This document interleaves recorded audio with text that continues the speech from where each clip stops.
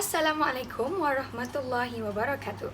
Saya Azmira binti Muhsin daripada 3 SPPQ nombor kad metrik A18PP0020 sesi 2018 dan 2019. Hari ini saya akan membentangkan bagaimanakah cara saya menjalankan sesi pembelajaran dan pengajaran berdasarkan kepada rancangan pengajaran harian yang telah saya siapkan. Sesi pembelajaran dan pengajaran PDP saya akan bermula sekarang. Assalamualaikum warahmatullahi wabarakatuh. Okey. Semua sihat? Dah makan? Dah sarapan Okey, bagus. Okey. Semua duduk. Okey, hari ini saya nak tanya awak sikit. Minggu lepas saya dah ajar awak kan? Pakai perkenaan dengan kayu. Okey, apa yang awak dah belajar? Ya? Jenis-jenis kayu. Okey, terima kasih. Cukup. Jadi hari ini saya ada siapkan awak beberapa gambar. Okey, gambar ni saya nak awak tentukan tau. Kita masih belajar kayu. Saya nak awak tentukan. Saya ada sediakan beberapa jenis gambar. Gambar tu awak kena bezakan antara dua. Okey, dua-dua keadaan kayu ni adalah sama tapi ada sikit beza. Jadi saya nak awak tentukan apakah perbezaan itu. Okey, yang pertama, ni kayu apa? Kayu bala. Okey, terima kasih. Okey, apa perbezaan antara kayu balak ni? Satu, kayu balak ni dia tak macam okey je kan? Okey tak? Okey kan? Okey, gambar yang kedua ni macam mana pula? Dia ada pecah. Nampak kan pecah kat tepi tu? Dia rosak. Okey, terima kasih. Okey, bagus. Dah dapat beza. Okey, yang kedua. Gambar yang kedua. Apa beza gambar kayu ni dengan gambar kayu lagi satu? Yang pertama ni macam mana? Permukaan dia cantik. Nampak tak permukaan dia gambar satu dengan gambar dua ni? Apa beza dia? Permukaan cantik. Lagi satu tu? Nampak ira kayu. Okey, bagus. Jadi daripada sini apa yang awak dapat? Apakah perbezaan dia? Saya nak lebih tepat. Saya nak lebih tepat. Cuba teka.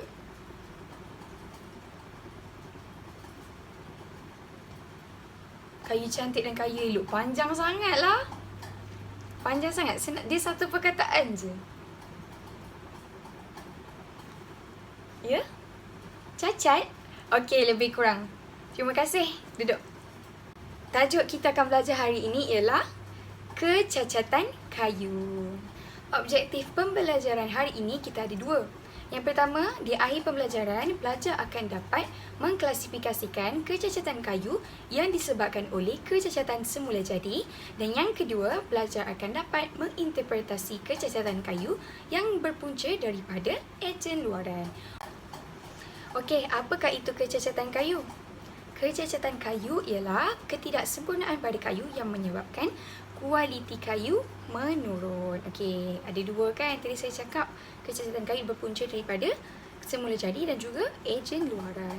Kalau awak tengok dekat gambar yang saya ada tunjukkan ni, dekat slide saya, okey, awak akan nampak pelbagai jenis kecacatan kayu yang disebabkan oleh kecacatan semula jadi. Kecacatan semula jadi ni ada 4. Bersin, teras, kayu gubal dan juga buku kayu.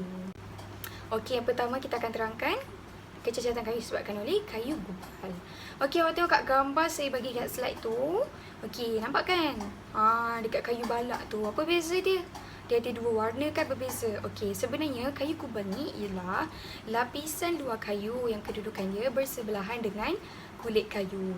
Nampak tak yang lapisan luar tu dia warna cerah, yang tengah-tengah tu, yang teras tu dia berwarna gelap. Sebenarnya kalau kayu yang sihat, kayu yang tak berlaku kecacatan kayu, dia berwarna gelap. Okey, so kenapa? Kenapa yang cerah tu?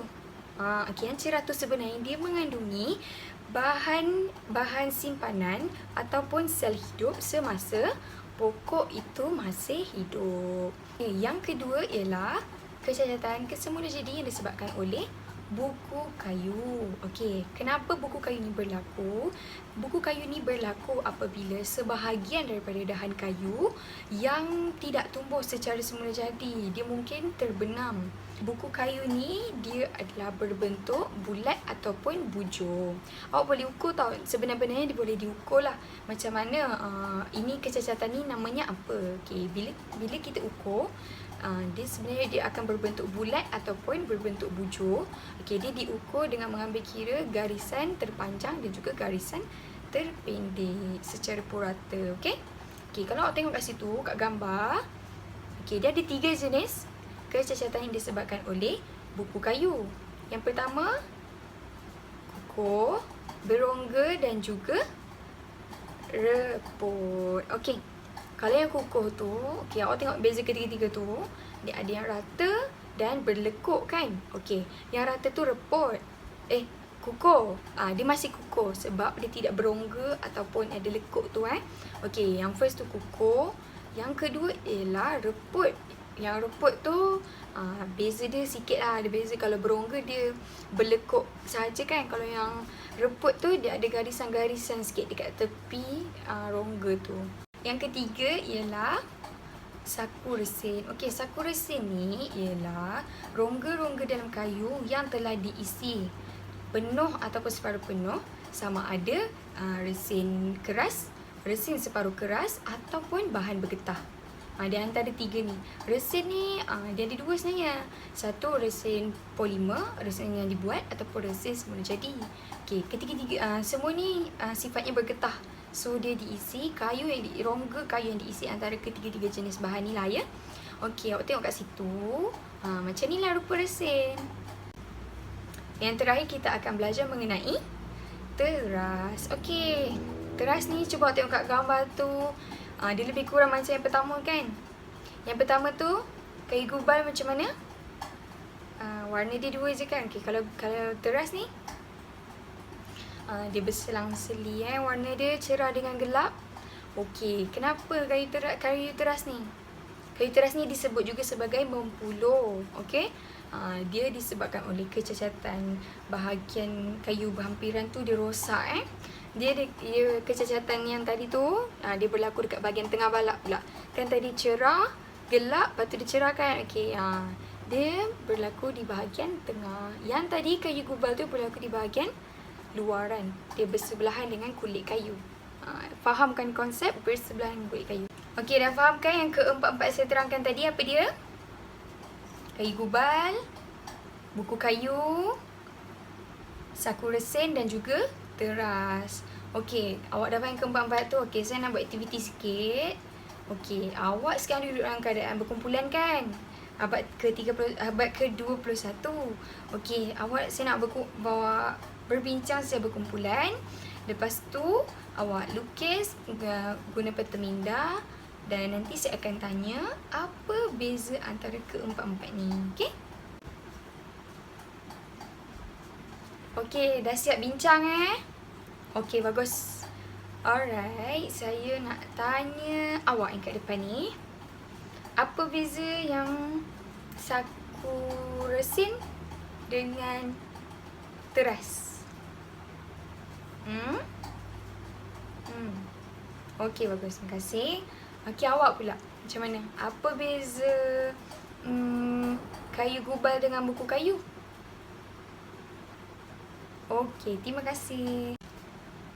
Okey, sekarang kita akan belajar mengenai kecacatan kayu yang disebabkan oleh ejen luaran. Okey, ejen luaran ni tadi saya cakap macam mana? Selepas kayu ditebang. Okey, ia juga berlaku ketika kayu ditebang, semasa proses pengeringan ataupun juga berlaku ketika proses menggergaji. Okey, kayu yang mengalami kecacatan kayu disebabkan oleh ejen luaran ni, dia berlaku disebabkan oleh ada 3 tindakan parasite, serangga ataupun cendawan dan juga proses pengeringan tadilah. Okey, jadi kita ada 3 kategori, iaitu pertama ialah disebabkan oleh proses pengeringan, serangan cendawan ataupun pengorekan serangga. Okey, kita akan menjalankan proses pengeringan pada kayu yang telah ditebang tu.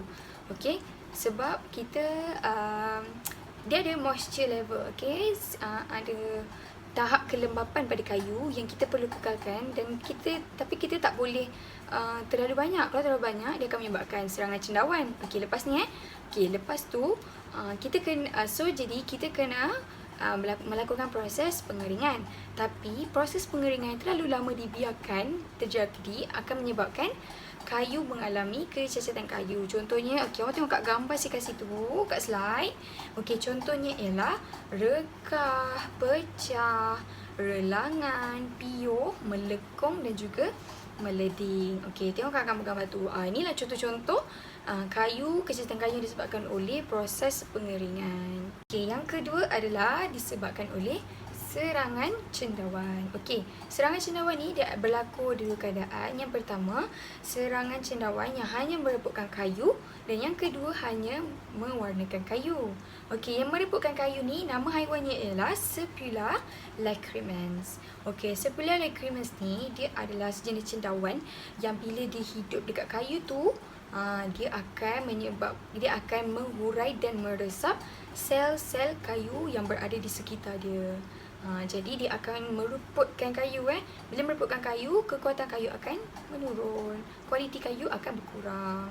Yang kedua ialah cendawan yang akan menyebabkan warna kayu bertukar. Okey, dia akan mewarnakan kayu.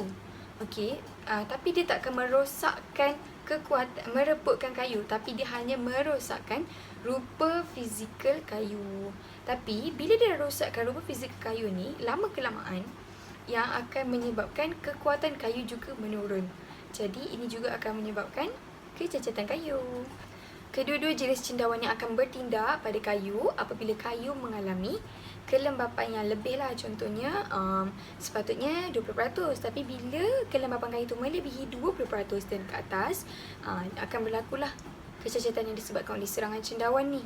Tapi kecacatan yang disebabkan oleh serangan cendawan ni tak akan berlaku apabila suhu 0 hingga 5 darjah Celsius.